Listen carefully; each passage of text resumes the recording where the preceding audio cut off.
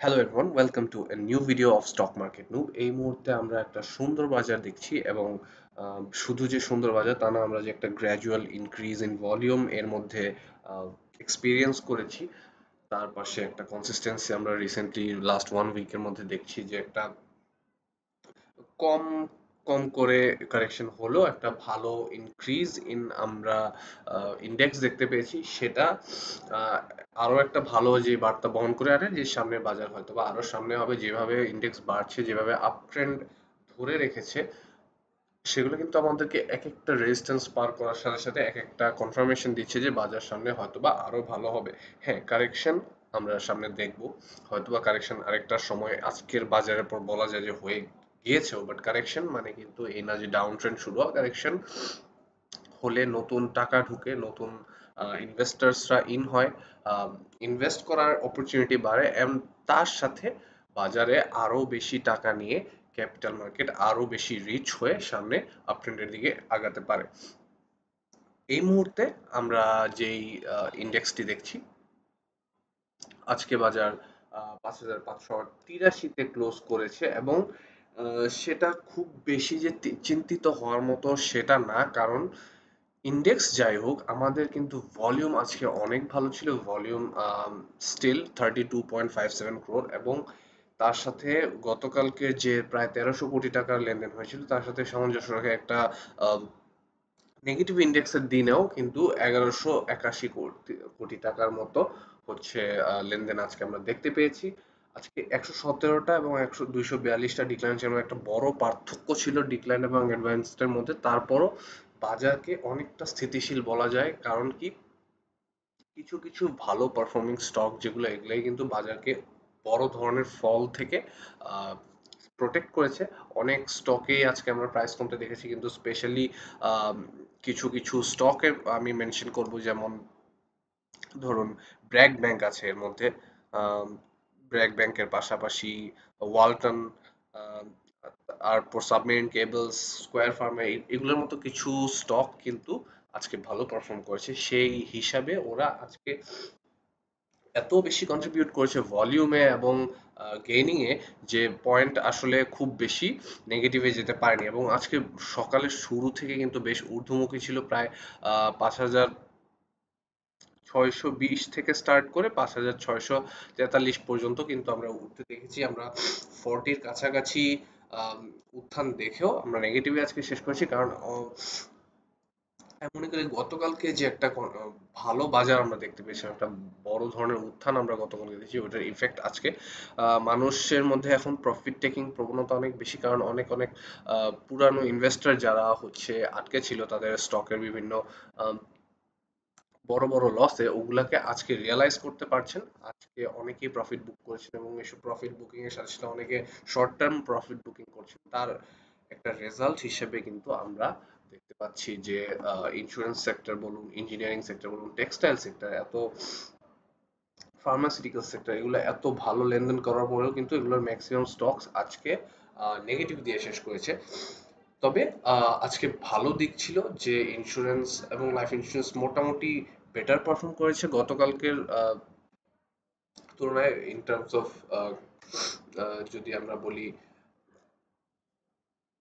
Turnover. আর হচ্ছে insurance, textile, এই সেক্টরগুলা আজকে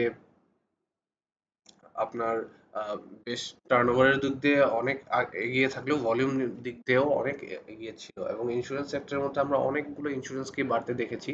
লাইফ ইন্স্যুরেন্স আজকে অনেকগুলো বেড়েছে। লাইফ ইন্স্যুরেন্স নোটেবলি প্রায় ৮৬ কোটি টাকার উপরে আজকে লাইফ ইন্স্যুরেন্সের টার্নওভার হয়েছে, যেখানে লাইফ ইন্স্যুরেন্স সেক্টরে স্টকই আছে মাত্র ১৩টা। ওই হিসাবে কিন্তু লাইফ ইন্স্যুরেন্স বলুন বা টেক্সটাইল সেক্টর বলুন, এগুলো আজকে ভালো গেইন দিয়েছে। তার পাশাপাশি আহ, যে স্টক গুলো ভালো করেনি ওগুলোও কিন্তু খুব বেশি যে কমে গেছে এরকম না, বাট লসের প্রবণতাটা একটু, লস বলবো না, নেগেটিভ হওয়ার প্রবণতাটা একটু বেশি ছিল। তার কারণে আমরা ইন্ডেক্সকে ফল করতে দেখেছি। অনেক বেশি প্রফিট বুকিং চলছিল শেষের দিকে এসে, স্পেশালি দিনের ১২টার পরে বা ১১টা থেকে ১২টার দিকে আমরা নেগেটিভ হওয়ার টেন্ডেন্সিটা দেখি। সেই হিসাবে ১২টার 12:30টার দিক থেকে নেগেটিভ হওয়া স্টার্ট করে, পরে গ্রিন হওয়ার চেষ্টা করলেও কিন্তু নেগেটিভ দিয়ে বাজারটি শেষ করে আজকে। আজকে আমরা ফার্মাসিউটিক্যালসে আবারও একটা কনসিস্টেন্সি দেখছি, টার্নওভারের মধ্যে 150 কোটি টাকার টার্নওভার, টেক্সটাইলে যেখানে 140 কোটি টাকার টার্নওভার, ইঞ্জিনিয়ারিং এ 101 কোটি টাকার, ব্যাংক সেখানে একটু পিছিয়ে আছে এখনো 95 কোটি টাকায়, বাট সেটাও খুব সুন রিকভারি দিয়ে দিবে বলে আশা করা যায়। একটা জিনিস যেটা নোট করার মতো সেটা হচ্ছে ইন্স্যুরেন্স যখন বাড়ে অন্যান্য সেক্টরগুলো কিন্তু একটু টেন্টেটিভ হয় যে হয়তোবা ইন্স্যুরেন্স যখন বাড়া স্টার্ট করে অন্য সেক্টরগুলো খুব একটা ভালো করতে পারে না। সেটা আমরা হিট ম্যাপ যদি দেখি, হিট ম্যাপে খুব ক্লিয়ারলি বোঝা যায়। আপনি যদি দেখেন লাইফ ইন্স্যুরেন্স গুলো আজকে খুবই ভালো করেছে, খুব পপুলার লাইফ, রূপালী লাইফ, মেঘনা লাইফ এবং সোনালী লাইফ, ডেল্টা লাইফ। সোনালী লাইফ আজকে জেড ক্যাটাগরি থেকে এ ক্যাটাগরিতে এসেছেন, যাদের সোনালী লাইফ আছে অনেকদিন ধরে আটকে ছিলেন, অনেক কিন্তু সোনালী লাইফ গেইন দিয়ে দিয়েছে। তো ওই হিসেবে কংগ্রাচুলেশন যদি আপনার সোনালী লাইফ থেকে থাকে, আজকে এ ক্যাটাগরিতে এসেছে। পপুলার লাইফ অনেকদিন পরে একটা ব্রেকআউট দিয়েছে, রূপালী লাইফের মধ্যে আমরা ইনক্রিজ দেখেছি। সিএলআইসিএল, মেঘনা লাইফ, ন্যাশনাল লাইফ, এগুলো বেশ ভালো একটা সিচুয়েশন আছে, ইনভেস্ট করার মতো সিচুয়েশন। হয়তো আর একটু কারেকশন দিলে আরো একটা কনফার্মেশন পাবো, বাই সিগন্যাল যখন স্ট্রং পাবো তখনই শুধুমাত্র এন্ট্রি নেওয়া ভালো হবে লাইফ ইন্স্যুরেন্সের ক্ষেত্রে, আমি বলতে থাকবো। আর যদি আমরা একটু ইন্স্যুরেন্সে দেখি, ইন্স্যুরেন্স কিন্তু এই যে ক্রিস্টাল ইন্স্যুরেন্স বলুন, এরপরে এসআইসিএল, ইস্টল্যান্ড, এগুলো কিন্তু বেশ ভালো করেছে ভলিউম ওয়াইজ বলুন বা টার্নওভার ওয়াইজ বলুন। ইন্স্যুরেন্স সেক্টরগুলো যেহেতু এদিকে ভালো করেছে, আমরা ম্যাক্সিমাম স্টকের সেক্টরগুলোতেই কিন্তু আমরা নেগেটিভ দেখছি। ফুয়েল অ্যান্ড পাওয়ার স্পেশালি অনেক মার খেয়েছে, ফাইন্যান্সিয়াল ইনস্টিটিউট এগুলো অনেক মার খেয়েছে, ফার্মাসিউটিক্যালস অ্যান্ড টেক্সটাইলের সমানে মার খেয়েছে। কিন্তু ইন্স্যুরেন্স এবং লাইফ ইন্স্যুরেন্স উপরে উঠেছে, তার মানে হচ্ছে অনেক বেশি টাকা আসলে এই সেক্টরগুলো থেকে বের হয়ে এখানে আমরা ঢুকতে দেখেছি আজকে, এটা খুব ক্লিয়ার ছিল।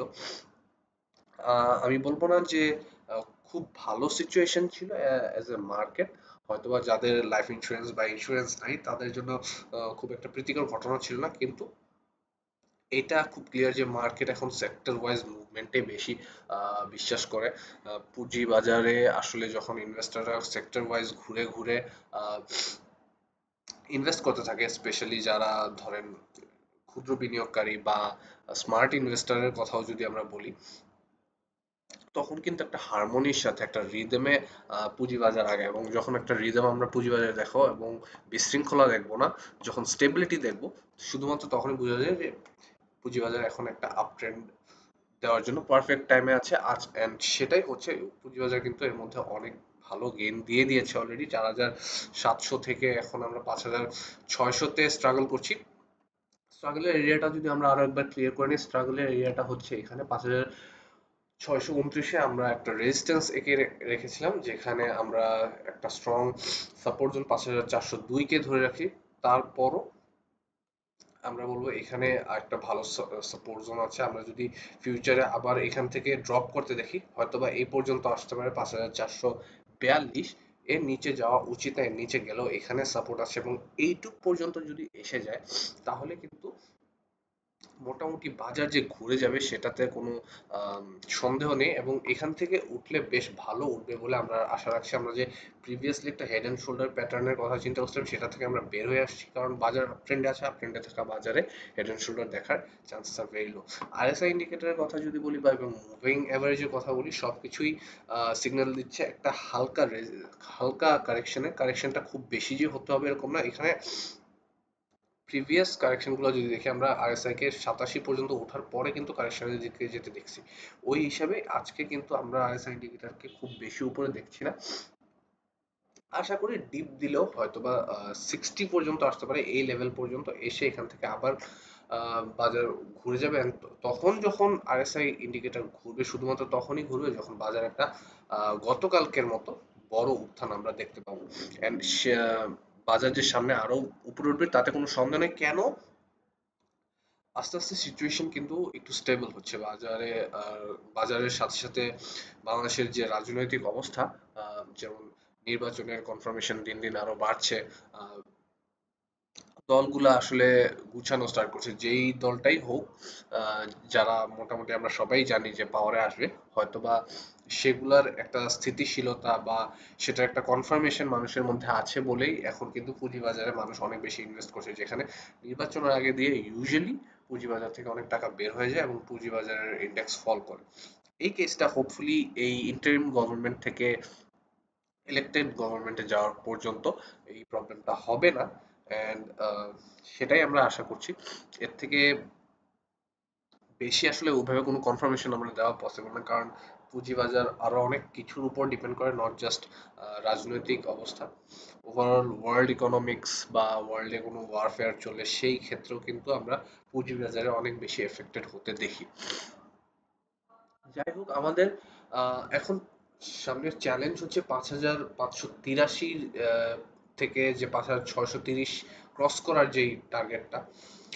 এখন যদি আমাদের বাজার সহায় হয় এবং ইনভেস্টররা আজকে যে কারেকশন হয়েছে এটার উপর ঘুরে দাঁড়াতে চায়, যদি আরো কারেকশন আমরা না দেখি, তাহলে হয়তোবা কালকে এই ভলিউমের কন্টিনিউশন যদি থাকে, 5,629 ভেঙে 5,832 আমাদের নেক্সট টার্গেট, এ পর্যন্ত চলে যাওয়াটা খুব বেশি সময়ের কথা হবে না। ম্যাক্সিমাম 2-3 উইকস এর মধ্যে হোপফুলি আমরা অ্যাটলিস্ট 5,800 টাচ করে ফেলবো।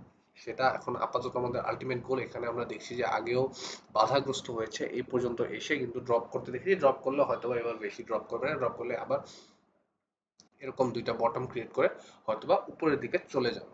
এন্ড এটাই আপাতত প্রেডিকশন বলবো না, প্রবাবিলিটি। প্রেডিকশন বলতে কিছু নাই, স্টক অ্যানালাইসিস বা টেকনিক্যাল অ্যানালিসিস অনেকেই ভাবেন যে আমরা প্রিডিক্ট করি, আমরা যারা অ্যানালাইসিস করি আমরা প্রিডিক্ট করি না কখনোই কোনো কিছু, আমরা প্রবাবিলিটিটা ডিসকাস করি যে কি হওয়ার প্রবাবিলিটি আছে। এন্ড প্রবাবিলিটি কিন্তু কখনো যে পজিটিভ হবে এরকম না। প্রবাবিলিটি যে আমরা যেটা নিয়ে বলবো যে ধরেন একটা জিনিস হওয়ার সম্ভাবনা 90%, 10% কিন্তু থেকে যায় যে না হওয়ার। সেই 10%টা যখন লেগে যাবে, মানে একটা কয়েন যখন আপনি 10 বার টস করবেন, ওই একবার যখন আপনার হেরে যাওয়ার কথা আসবে তখন কিন্তু সমস্যাটা হয়ে যায়। and সেটাই আসলে প্রবাবিলিটির ক্যাচটা। প্রিডিকশন মানে হচ্ছে আপনি শিওর যে এটা হবেই। সো দুই জিনিস, আমরা কেউ কোনো কিছু প্রিডিক্ট করছি না, কোনো কিছু ভবিষ্যৎবাণী দিচ্ছি না যে এটা হয়ে যাবে।